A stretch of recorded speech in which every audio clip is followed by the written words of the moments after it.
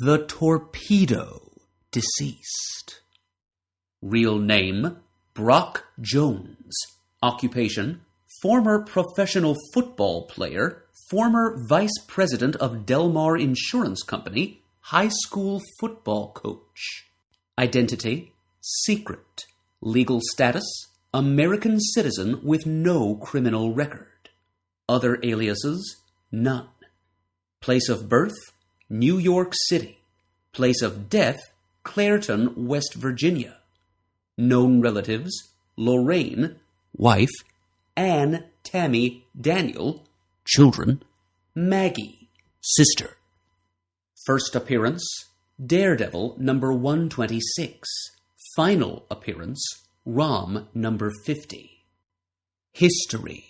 Brock Jones, a former professional football hero, was a vice president at the Delmar Insurance Company when he accidentally stumbled into a battle between the crime fighter Daredevil and the alleged criminal called the Torpedo. In the midst of the battle, the Torpedo accidentally caused a large section of a building to collapse.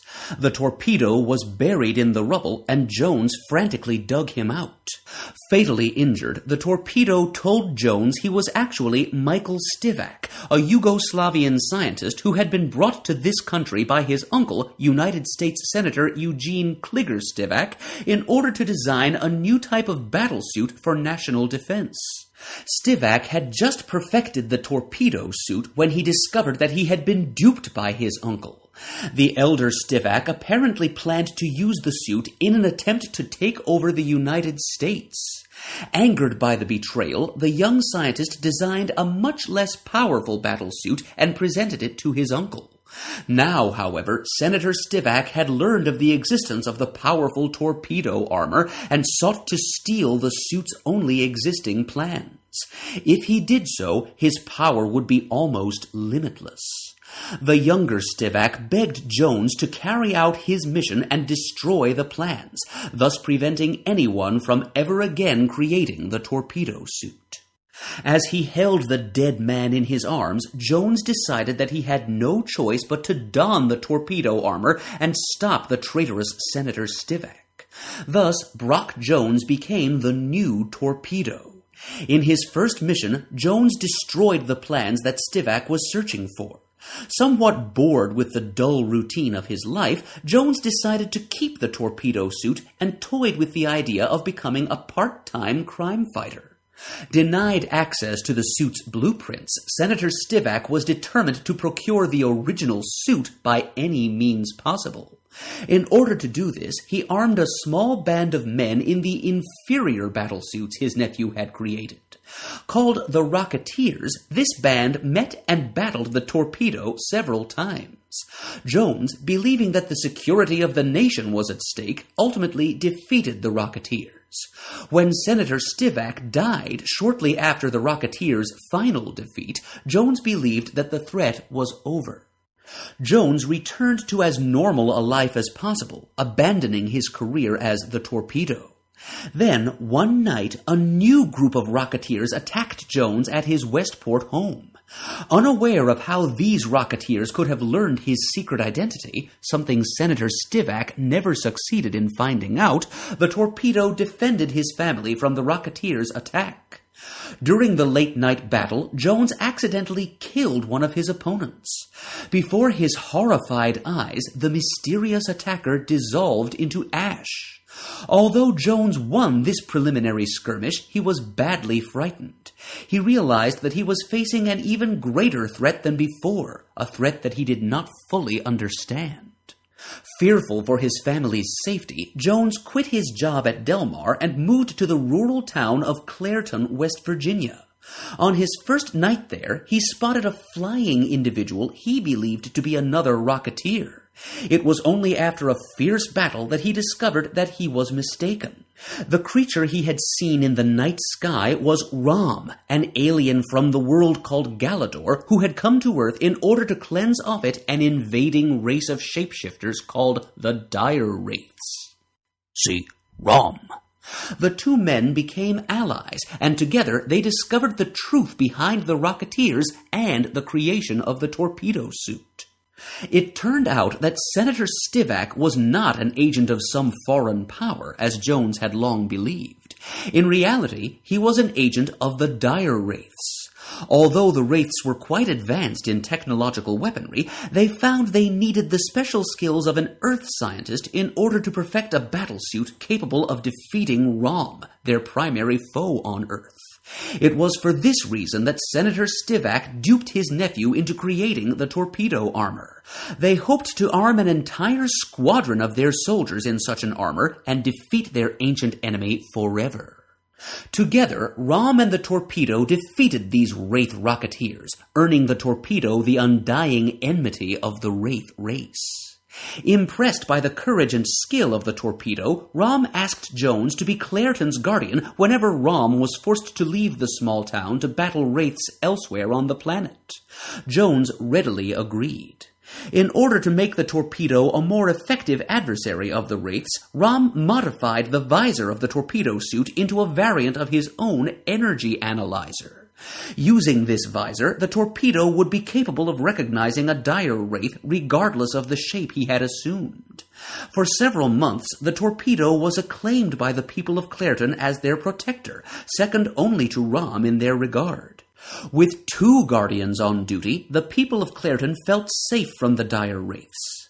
Unfortunately, unknown to either Rom or the Torpedo, a new branch of the Dire Wraith species was making its presence known for the first time on Earth. Unlike their predecessors, who were specialists in the use of science, these new Wraiths were adept in the mystic arts. Indeed, they were the dominant branch of Wraith society. Impatient with the slow progress of their scientific brethren, they took control of the Earth infiltration program. Their first mission was revenge on the Space Knight Rom by arranging the murder of his closest friends and the destruction of the town of Clairton. They subtly clouded the mind of Brock Jones through arcane means. Despite the fact that his visor registered the renewed presence of Wraiths in Clairton, his ensorcelled mind refused to accept the information. The scientific wizardry of Galador was no match for the magic of the Wraiths. Lulled into a false sense of security, Brock Jones decided to retire as the Torpedo forever. But on the day that he was to announce his retirement, the Wraiths revealed themselves to him. Horrified at the success of the Wraiths' plans and the murders of many of Clairton's inhabitants, Brock Jones battled the sorceress Wraiths as Clairton's last defender. But he was not familiar with the abilities of these new shapeshifters and was also hopelessly outnumbered. The Torpedo died in battle, vainly trying to save Clairton. Although the sorceress Wraiths had no use for the science-oriented torpedo suit, they killed Jones in revenge for the many times he had defeated their race's plots to take over the Earth.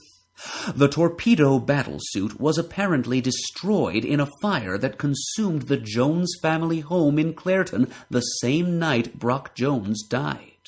Rom and his ally Starshine are currently battling the sorceress Wraiths, seeking revenge for the death of the Torpedo and the others of Clairton.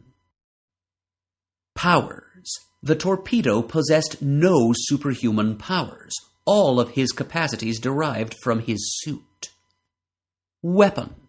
As a hybrid of Wraith and human technology, the Torpedo battlesuit was originally designed to battle the Space Knight Rom. The suit was built to withstand a direct attack by the most powerful of Space Knights. Because Rom and the Torpedo never faced each other in direct prolonged battle, it will never be known if the suit was capable of defeating Rom. The Torpedo's power source was the small, nuclear-powered jet turbo units that were located at the wrists and ankles of the bodysuit. The turbojets enabled the Torpedo to fly at speeds of up to 2,500 miles per hour for a limited period of time.